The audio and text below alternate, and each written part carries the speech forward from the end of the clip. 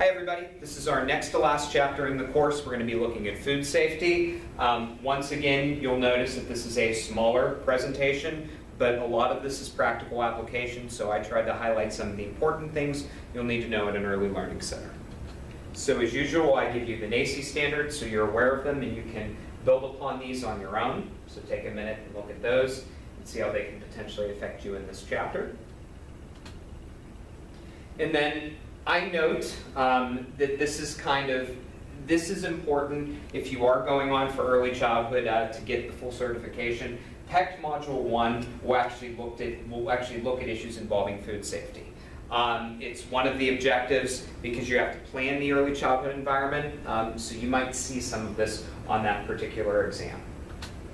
So foodborne illnesses are anything where the food acquires something and then a child ingests it, and it can cause a parasite in the child, and this can be a major risk for young children, and it can lead to death in some cases. So as somebody in an early learning center, you have to be prepared and you have to adjust and account for this as well.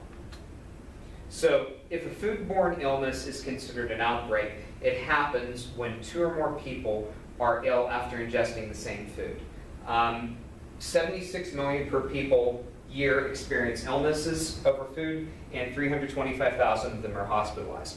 I'm sure that you have experienced an illness related to food. I certainly have at some point in my life, probably once every few years. It happens, it's common, but the most important thing is what you do after it occurs. So who are at risk? Infants and children, pregnant women, older people over 50 years of age, and people with chronic diseases.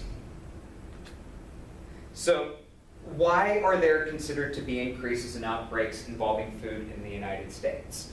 One of the reasons is we're using a lot more pesticides on our products. We do this, and we also are using different ways to accelerate growth. Some of this hasn't been tested to a level that's been effective yet, so that's been an issue. Most of the time, you're going to probably have a food outbreak in a restaurant or fast food chain than you are at home, and that's just based on the preparation of the people that are preparing it at those places. At home, it's kind of on you, and if you're preparing your food appropriately and you're shopping for it appropriately, that'll help as well. So we talk about the different forms of contamination. They're biological, chemical, and physical.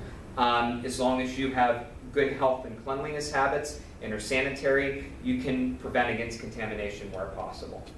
So at biological causes, these are the ones that are the most common. You'll see this in foods that have kind of been just flatching around and been in the freezer for a while, or they haven't been closed properly. It's when you see molds forming, yeast forming, and bacteria occurring.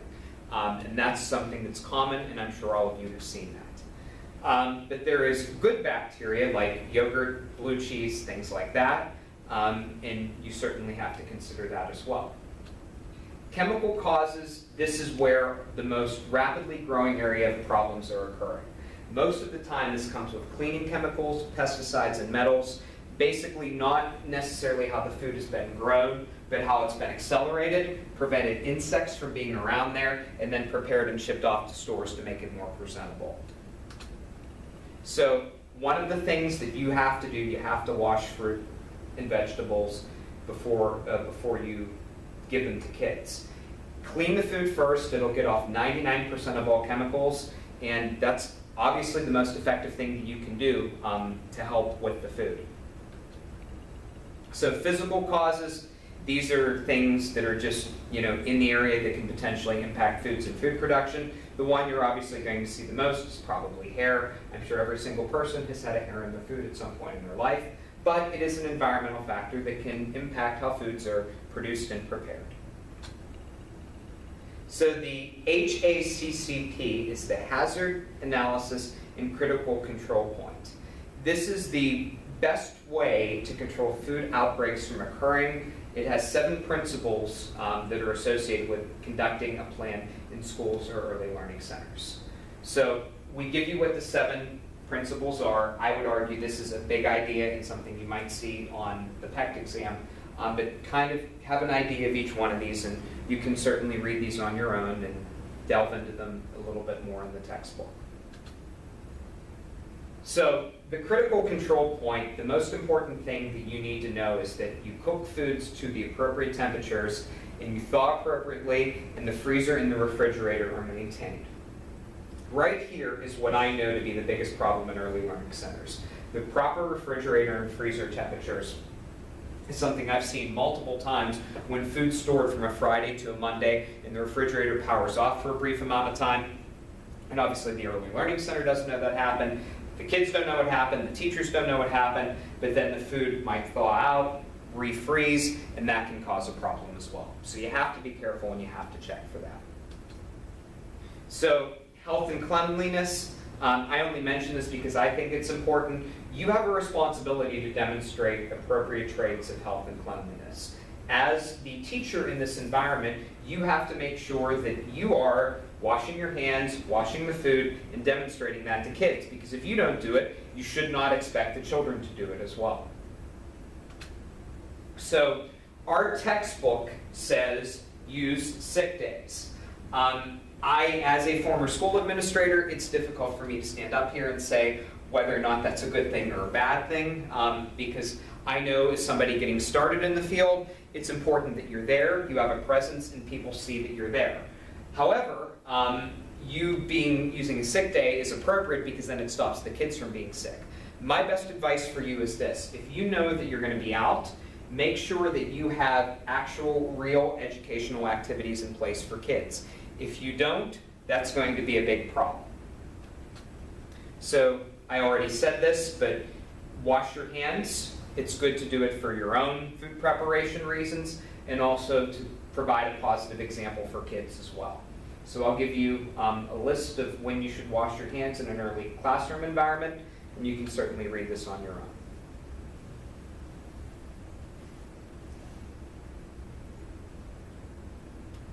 And obviously I'm presenting what's in the textbook, but I would hope if you're working in an early learning center, you're not using tobacco.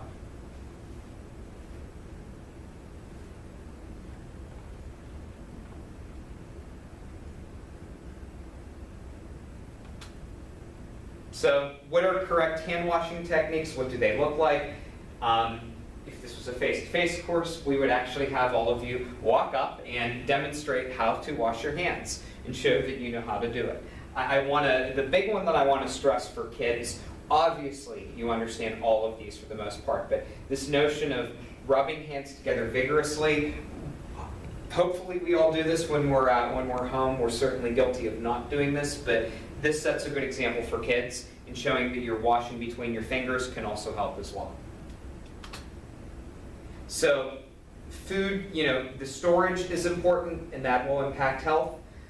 You have to make sure you understand that, and you're storing and you're preparing the food in an appropriate manner as well. So one of the things that I think is important is this notion of frozen food not being thawed at room temperature. Once a food is thawed, once it's thawed, it should be used and never refrozen, because then you're essentially rethawing it, and that can cause foodborne illnesses to occur. So consider that in terms of storage. So each bowl, each dish, each pan should have its own spoon. Contamination can be a problem if kids are handling the preparation spoons incorrectly. So consider that as well. If you're doing a big portion type of meal, you want to make sure that each serving has its own spoon, or has its own fork, or its own unique way to serve it. So dishwashing, most early learning centers have a dishwasher, but if you don't, make sure you follow the steps to wash it by hand. If you do get inspected, the first thing that OSHA will look at the dishwasher. They'll make sure that it meets health standards and it's providing a clean view of all the dishes and spoons and utensils and glassware that you're using with your kids. So botulism occurs most frequently in a child care facility, and it's basically because of storage conditions of food. You're going to find this in lunch meats, green beans, spinach, or fish more than anything else, and it's something that you should be aware of if that's something that you're serving in your environment. So what are problems with it?